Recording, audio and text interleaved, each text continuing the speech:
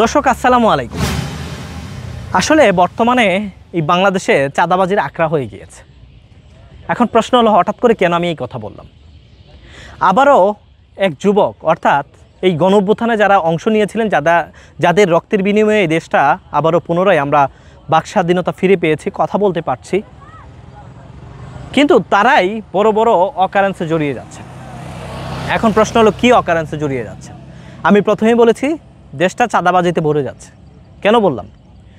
গণতান্ত্রিক ছাত্র সংসদের যুগ্ম আহ্বায়ক জানে আলম অপু নামের একটি ছেলে আজকে সকালে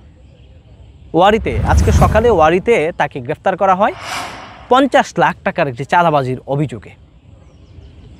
গুলশানের মতো একটি জায়গায় 50 লাখ টাকা চাঁদাবাজির অভিযোগ এনে বা এই ধরনের একটি মামলা হয়েছে তার উপর। আর সেই মামলার কারণে গণতান্ত্রিক ছাত্র সংসদের সেই যুগ্ম আহ্বায়ক জানে আলম অপু তাকে রাজধানীর ওয়ারি থেকে গ্রেফতার করেছে ডিবি পুলিশ। তাকে ইতিমধ্যে গ্রেফতার করে নেওয়া হয়েছে এবং সেই বিষয়টি আমাদেরকে জানিয়েছে তালিবুর রহমান, যিনি দায়িত্বপ্রাপ্ত ডিসি আছেন। তিনি বলছিলেন যে এই জানে আলম অপু তার উপর যে অভিযোগ আছে সেই অভিযোগের ভিত্তিতেই তাকে গ্রেফতার করা হয়।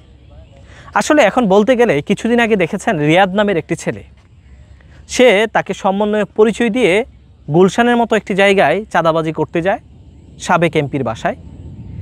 সেইখান থেকে 10 লাখ টাকাও পেয়েছে। পরবর্তীতে আবারও যায় সেখানে স্বর্ণালংকার উদ্ধারের কারণে বা ওইখান থেকে চাঁদা দাবি করতে।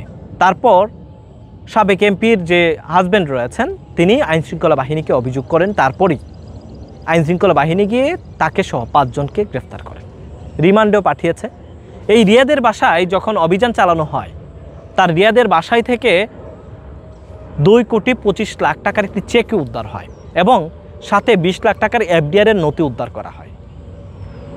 এখন চিন্তা করতে পারেন 1 বছরে সে কি পরিমাণ দুর্নীতি করেছে, কত পরিমাণ দুর্নীতি করলে তার বাসায় প্রায় 1.25 কোটি টাকার একটা চেক পাওয়া যায়, 20 লাখ টাকার একটি এফডিআর নথি পাওয়া যায়।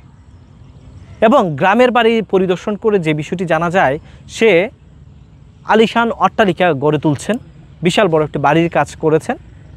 এবং এলাকাবাসী যেমনটি বলছিলেন, এই রিয়াদ যার বাবা রিক্সা চালিয়ে মানুষের দান দক্ষিণা নিয়ে তাকে লেখাপড়া করাতো প্রাইভেট বিশ্ববিদ্যালয়ে, সেই রিয়াদ কি এমন 5 তারিখের পর অর্থাৎ গণঅভ্যুত্থানের পর সে কি এমন আলাদিনের চেরাগ পেয়েছেন যে সে কোটি কোটি টাকার মালিক হয়ে গিয়েছেন।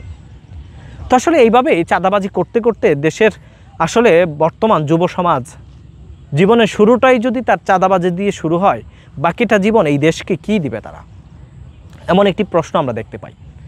আসলে এই চাঁদাবাজদের নির্মূল করতে আইনশৃঙ্খলা বাহিনী খুব ভালো এবং ভূমিকা নিচ্ছেন, যে চৌকুশ ভূমিকা বা চৌকুশ অফিসাররা নিযুক্ত রয়েছেন।